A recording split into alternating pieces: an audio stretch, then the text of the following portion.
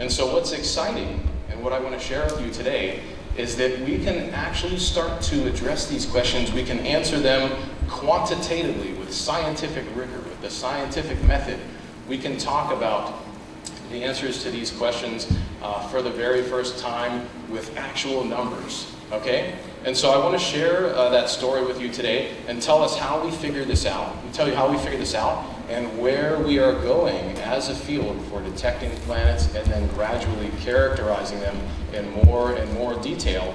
And at the end, potentially how young aspiring scientists might get involved in this type of work. So what do we know? What do we know? We know that planet formation is a very natural and common outcome of the star formation process. Every time a new star is born, so too are its planets. Okay? We know that the typical star has at least one extrasolar planet. All right, that's a profound result because there are 100 billion stars just in the Milky Way galaxy alone. Our galaxy, the Milky Way. Okay? Does anybody know how many galaxies there are, approximately, order of magnitude in the universe? Anyone want to guess? What do you think? Yeah? Lots of them. A lot. Good answer. I like that answer. Anybody dare to put a number to it? Yeah? 100 billion. Almost. Almost. It's a trillion.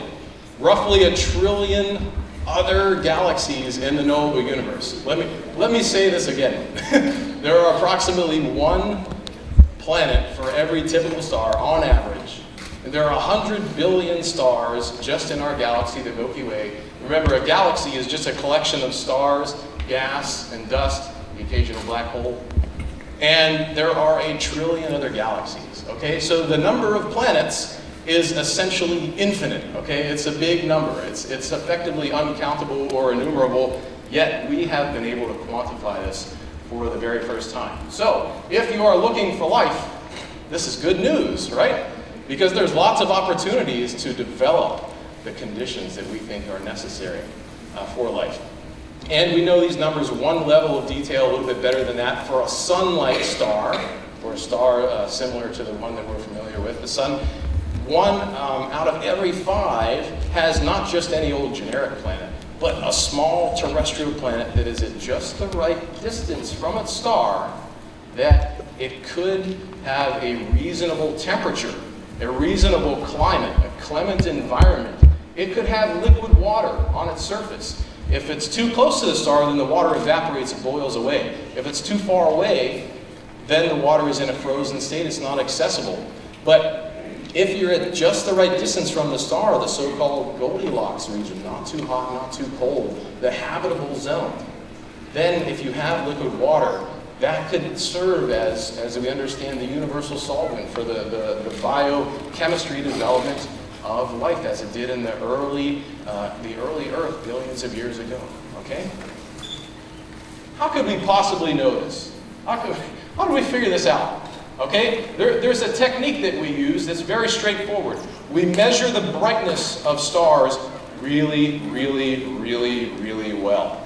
Okay, we measure their intensity, how much light we're getting from the star as a function of time. And if a planet passes in front of the star, it will block some of the light.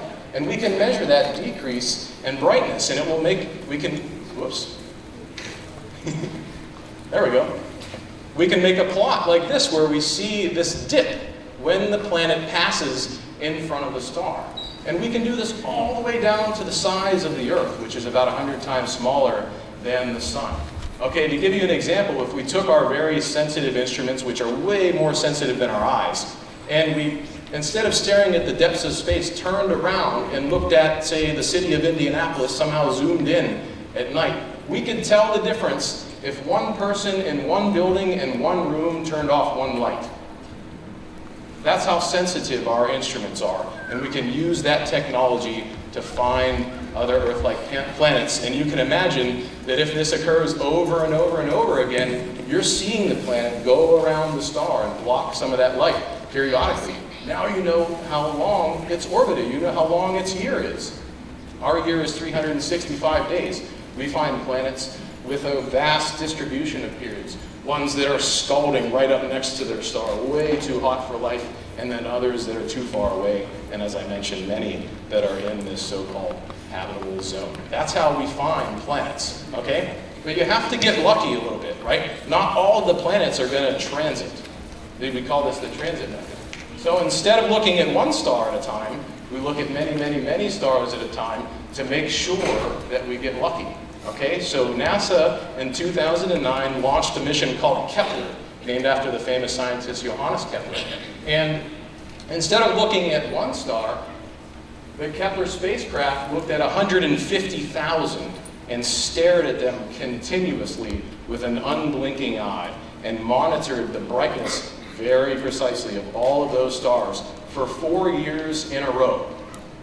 And we then, from those measurements, were able to figure out that indeed there is at least one planet that's in the habitable zone, the size of the Earth, around a sun-like star.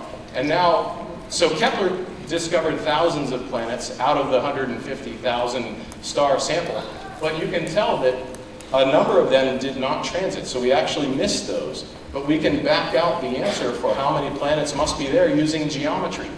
All right? We know that only some fraction will be on an edge on orbit, so we can see that transit. So that is an explicit example of using geometry in practice to do science. Okay? So that's how we know these numbers that I've been throwing out. And Kepler was staring at this patch of sky next to the constellation Cygnus. So what's next? Now we know the statistics of exoplanets. And we can say, you know what? The physics of how planets form is the same in this patch, this big patch of sky bigger than the moon, then it's the same as the other patches of sky. The physics operates the same way. Planets form ubiquitously. And so now we can extrapolate. And you can imagine, if you have 150,000 stars in the same patch of sky, they were probably far away. And that's correct. The planets that Kepler discovered were several hundred light years away. So Kepler told us the statistics of planets, but we can't study them in much more detail. They're a little bit too far away, unfortunately. But now we know that they're everywhere.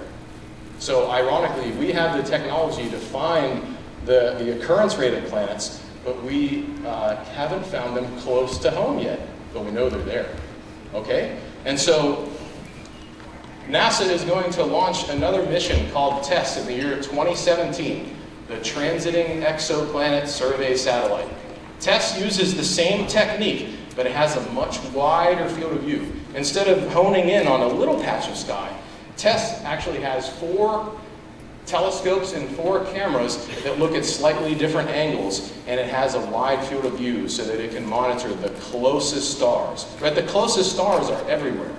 And so TESS is going to monitor all of them and look for these transit events. And we know the planets must be there, they must be hiding, and TESS is going to tell us the specific stars and the specific address of those Earth-like worlds. And what's exciting is that they're only a few light years away instead of many hundreds. And now our largest telescopes in the world can follow up those sources and study them in more detail. For example, we can figure out what their atmosphere is made out of.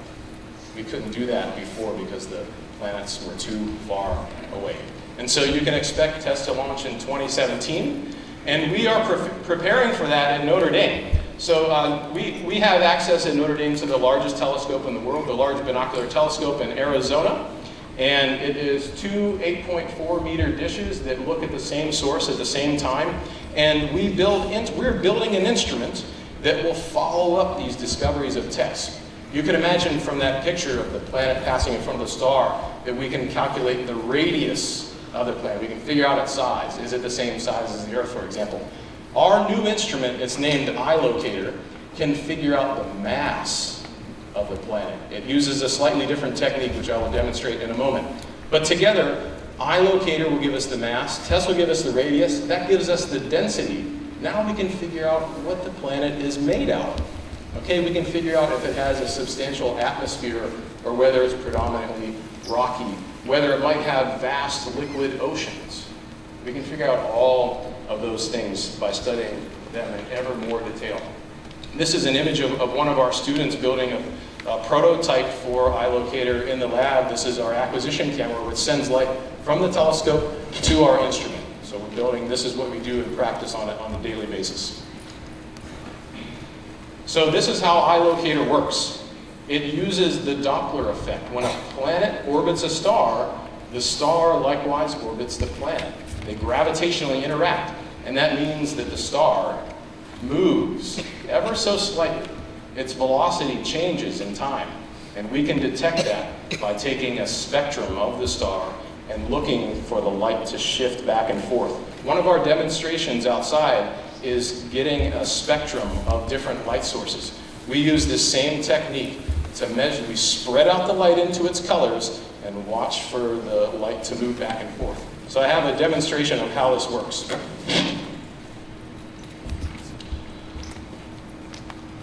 This is my star, okay? It's giving off one frequency, constant frequency. And now, if it doesn't move, you don't hear any change in the pitch. But if I shake it around, if I put a planet in orbit about the star,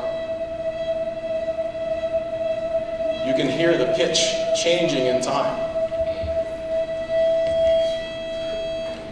This is done with a football and sound waves, but we can use the same technique with stars and light waves. And so if there's a planet orbiting about the star, we can figure that out, and in fact it gives us the mass. That's the Doppler technique, okay? That's the instrument that we are building for the Large Binocular Telescope.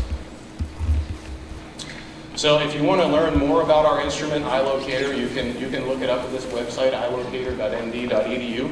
But I wanted to point out that what we expect, okay, so that's 2017. The next few years, I can essentially guarantee you that we will find Earth-like worlds only a few light years away. We know that they're there. We know that they're hiding. It's just a matter of detecting which ones around which stars. We expect a rich diversity of planets. Okay, this is an artist's rendition of sort of what we might find. We are always surprised every time we make new discoveries at how limited our vision was for what planets we may discover. And so what I wanted to point out before I ended is that this is an artist's rendition, okay? We actually don't have images of extrasolar planets. We don't have pictures of them yet. We have a few pictures of the gas giants, but no one has ever taken a picture of an Earth-like planet in the habitable zone around another star. And that's what you guys could get involved in. This is what's down the road 10, 20 years from now, okay? This is what's coming up on the horizon as very exciting. We're going to know the locations of the planets, and somebody, someday, is going to take a picture of an Earth-like world, and we'll be able to monitor its weather patterns and study it in as much detail as we do the planets in our solar system. Thanks.